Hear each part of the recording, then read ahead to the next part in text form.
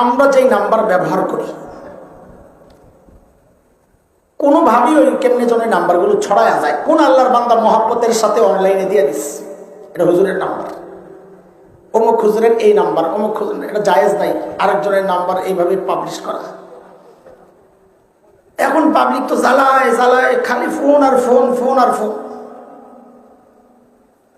না ধরলে আবার উল্টা পাল্টা মেসেজ পাঠায়। আজকেও একটা মেসেজ আছে, এখনো আছে, লেখছে আপনারা বড় মানুষ বুঝলাম, কিন্তু আপনাদের সাথে সাক্ষাৎ করাটা যদি সোনার হরিণ হয়ে যায় তো আমরা করবো কি, লেখছে বেচারা খুবই কষ্টে।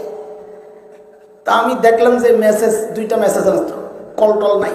তো বললাম যে ভাই মাফ করে দিয়ে, আমার ভুল হয়েছে, বেয়াদবি, মাফ করে দিয়ে। কোনটা বইলে আবার কোনটা শুনি বলা তো যায় না। আল্লাহ এত বিরক্ত করে মানুষ।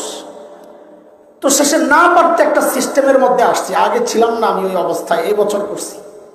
আমার এক দোস্ত আমার পরামর্শ দিস, দোস্তর নাম কইলে চিনবেন, আমি বলুন না।